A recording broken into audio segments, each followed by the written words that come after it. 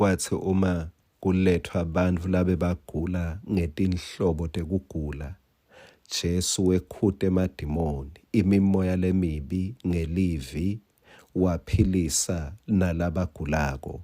Lo munye wabalandzeli baJesu wasuyayibona lento, wakhumbula ukuthi hayi mani, nguye phela lona umprofeti Isaya labhale ngaye ukuthi wetshatha tinhlungu tethu, wasusa netifo tethu.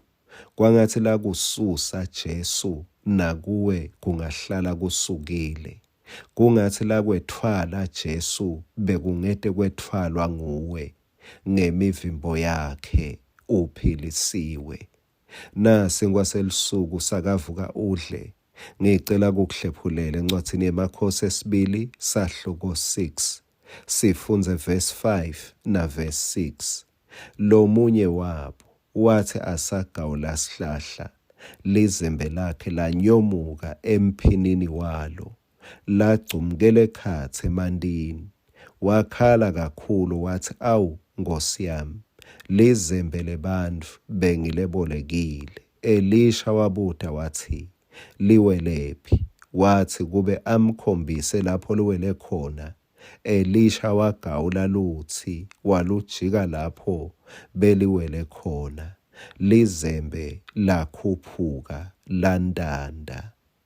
Uma benginganika sihloko, bengingathi lisengaphindze lindande futhi, noma ngithi kusetawuphindze kundande, lebe sekucumukele, lebe sekucwilile, lebe sekungathi kulahlekile, kusetawuphindze kundande.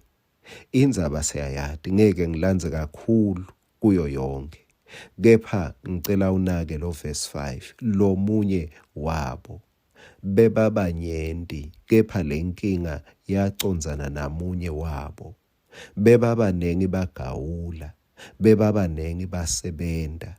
Ngingaphindze ngithi bebabanengi bathandaza, kepha lo munye wabo tintfo tangabe tisachubeka njengaloku labanye bachubeka. Mali lahleka lizembe lakhe, labeka lebolekile, libhayibheli lithi wakhala kakhulu.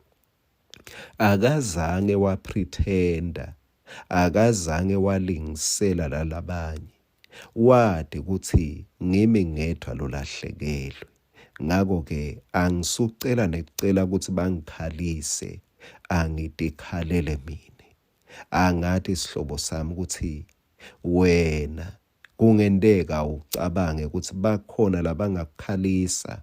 Yebo, ungabacela labanye bakuthandazise, kepha kujula kwekulahlekelwa kuyawuchamuka ekukhaleni kwakho enhlitweni yakho kuphela. Lithi wakhala kakhulu. Akashongo ukuthi hey mosinami ngingumprofeti, ake ngezamazame. Wathi khohlwa, wathi uyabonyalo, ngilahlekelwe. Angifuni kukhala silungu, ngikhale ngibethe tinyembete. Wakhala kakhulu. Wathi sengilahlekelwe, futhi bengilebolekile. Umprofeti wabuta ukuthi liwele kuphi.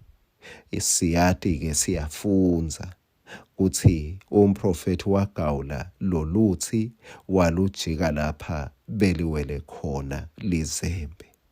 Nawe sihlobo sami, ngicela sewucabange ebudzeni bendlela. Kumbe bewushisa emthandazweni, bewugawula uwisa tindzaba ngemthandazo. Kumbe bewunebufakazi, kepha sebuwile. Kumbe bewunemali, kepha sewuwile. Kumbe bewunesipho lesihle lesisebenta bantu basitakale, kepha ngathi sesicwilile. Sisengandanda futhi, usengavusetelwa futhi. Kwangathi loyo moya lebe ukhona kumprofeti Elijah ungasebenta nakuwe lamuhla, uvuse, uphakamise, ubuyise, kuphindze kundande labe sewucwile khona. Ungabe ngumlandvo uphila, ungagoci tandla labanye solo bachubeka bagawula, nakuwe lokukucwilele ngithi akuphinze kundande futhi. Amen.